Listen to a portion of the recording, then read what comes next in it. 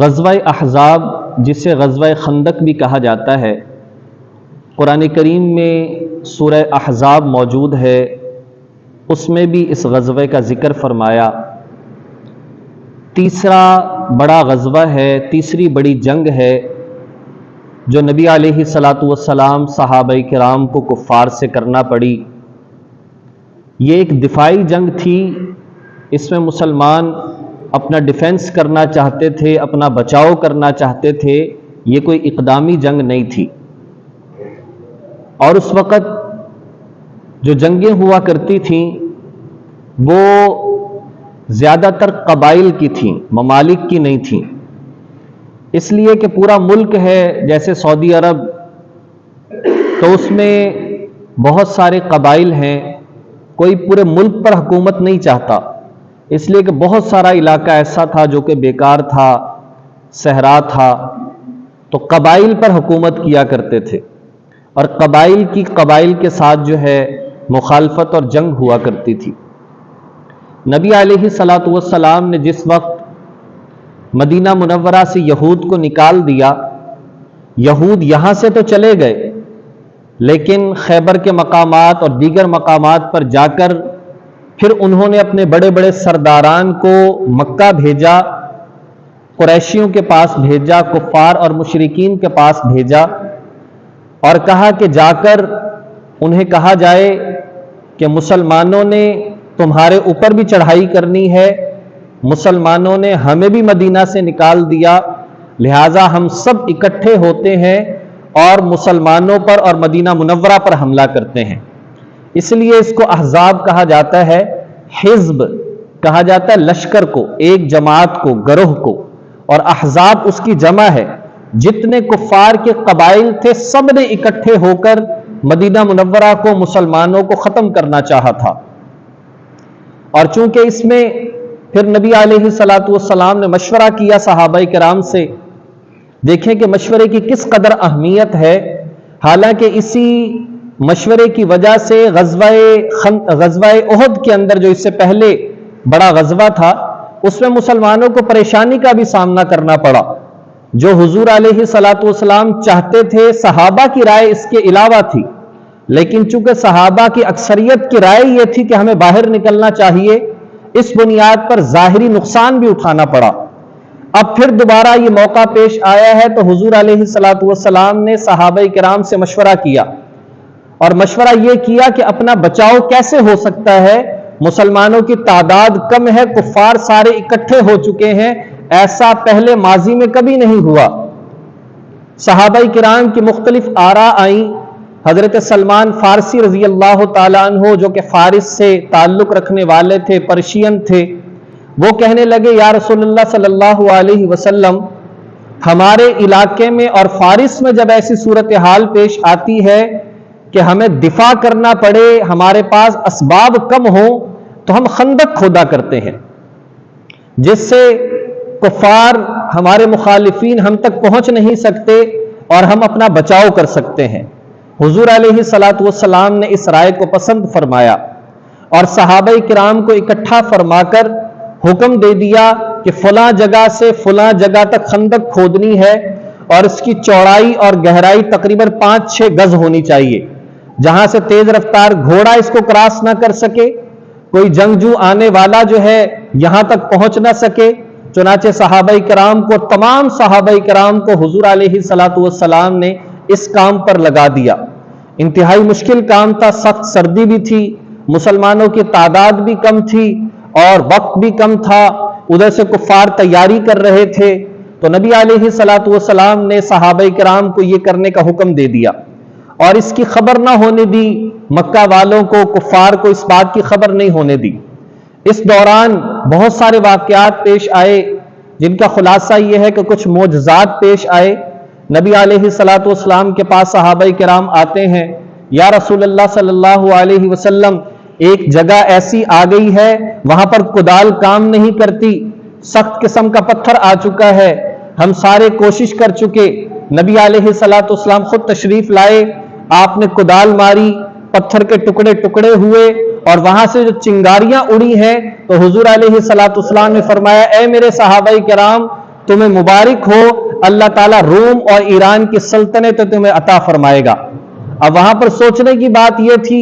یہاں پر ایک صحابی آتے ہیں اور اپنی قمیض اٹھاتے ہیں، یا رسول اللہ صلی اللہ علیہ وسلم ہمارے پاس کھانے کو کچھ نہیں اور اس وقت میں پیٹ پر پتھر باندھے ہوئے ہیں۔ حضور علیہ السلام نے اپنی قمیض مبارک اٹھائی، فرمایا تم نے ایک پتھر باندھا، میں نے 2 پتھر باندھے ہوئے ہیں۔ وہاں پر کیفیت یہ ہے، اور یہاں پر حضور علیہ السلام اس وقت کے سپر پاور طاقتیں جو ہیں ان کے فتح کرنے کی نبی علیہ السلام پیشین گوئی ارشاد فرما رہے ہیں۔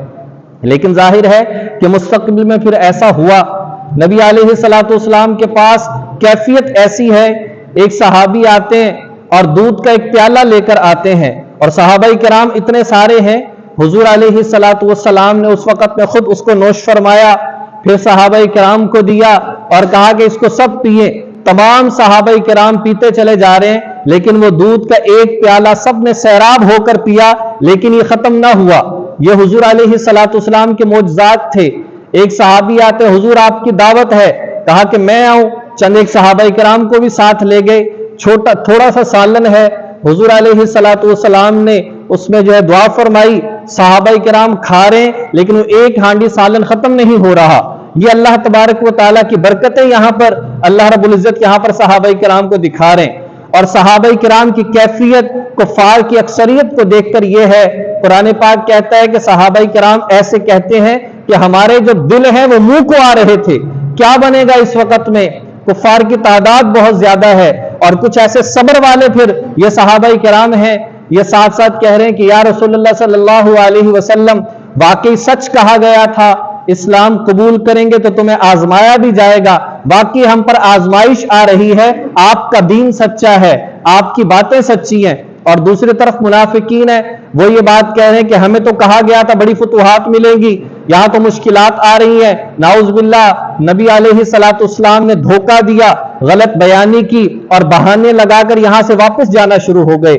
مسلمانوں کی تعداد صرف 3000 کی ہے، کفار کی تعداد 10,000 کے قریب ہے، اور یہ کفار سارے کے سارے مسلمانوں پر حملہ کرنا چاہتے ہیں۔ نبی علیہ السلام نے اس شدت کے ساتھ خود بھی کام کیا، صحابہ کرام کو بھی کام پر لگایا، اور یہ واحد موقع ہے، شاید ہم آپ کے لیے قیامت تک کے لیے ایک مثال کے طور پر یہ بات سامنے آ گئی۔ حضور علیہ السلام کی اس موقع پر 4 نمازیں قضا ہوئیں،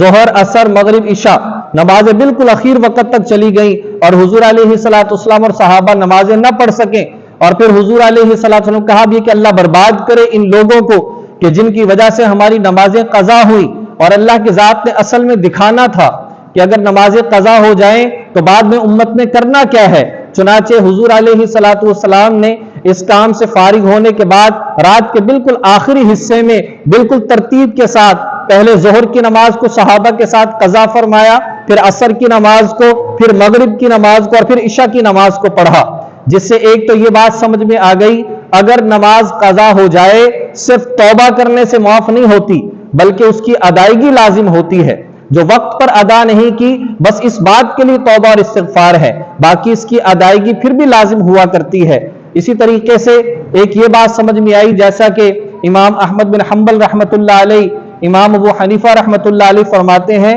ایسا بندہ جو صاحب ترتیب ہو، جس کی کبھی کوئی نماز قضا نہیں ہوئی، جب سے عاقل بالغ ہوا اس وقت سے نماز پابندی سے پڑھتا چلا آ رہا ہے، اس نے مثال کے طور پر فجر کی نماز نہیں پڑھی اور ظہر کی نماز یہ پڑھنا چاہتا ہے تو یہ نماز نہیں پڑھ سکتا، جب تک فجر کی نماز کی قضا نہیں کرے گا یہ ظہر کی نماز ادا نہیں کر سکتا، اس لیے کہ یہ صاحب ترتیب ہے۔ اس سے بھی یہی بات سمجھ میں آتی ہے کہ نبی علیہ السلام شاید عشاء کی نماز پڑھتے، اس لیے کہ عشاء کا وقت تو تھا، لیکن آپ نے پہلے ظہر، پھر عصر، پھر مغرب اور پھر عشاء کی نماز پڑھی ہے، اس لیے کہ یہ تمام کے تمام حضرات صاحب ترتیب تھے، اس لیے ترتیب کے ساتھ نماز کو پڑھا ہے۔ اس لیے 2 باتیں اس کے اندر سمجھ میں آئی، نماز قضا ہو جائے تو ادائیگی بھی لازم ہے، اور اسی طریقے سے کسی کی نمازیں اگر مکمل ہیں وہ صاحب ترتیب ہے، اس کی ایک آدھ نماز رہے تو پہلے اس کو ادا کرے پھر اگلی نماز پڑھے گا، چاہے جماعت بھی کھڑی کیوں نہ ہو، یہ اس وقت کی نماز کو ادا نہیں کر سکتا۔ نبی علیہ السلام نے اللہ کے حضور وہاں پر آج بھی جو خندق کا مقام ہے وہاں پر مسجد فتح جو ہے وہ موجود ہے. نبی علیہ الصلوۃ والسلام نے وہاں پر دعا فرمائی اللہ تعالیٰ کی ذات سے، یا اللہ ہمیں کامیابی عطا فرما، ہمیں فتح نصیب فرما. اللہ تعالیٰ کی ذات نے مدد فرمائی، دعا کو قبول فرمایا. تیز آندھی چلی جس کی وجہ سے سارے کے سارے کفار کے جو خیمے ہیں وہ سارے کے سارے اکھڑ گئے اور یہ مقابلہ نہ کر سکے. جو تقریباً 1 مہینے سے مسلمانوں کا محاصرہ کیے ہوئے تھے، زندگی جنہوں نے دشوار بنا رکھی تھی، اللہ تعالیٰ کی ذات نے یہ دشواری تو آئی، مشکلات تو آئیں، لیکن ایسے وہ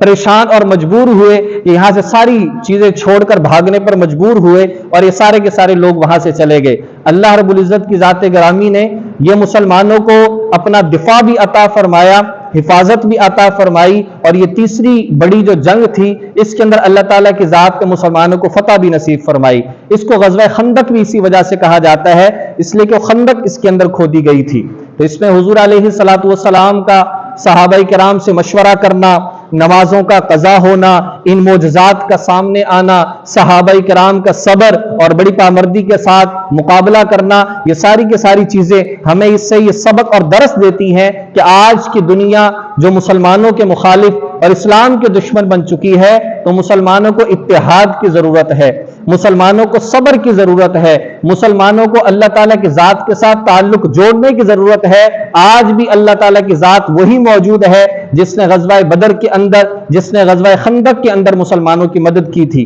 اللہ تعالیٰ ہمارے اندر بھی اسی طرح کے جذبات پیدا فرمائے.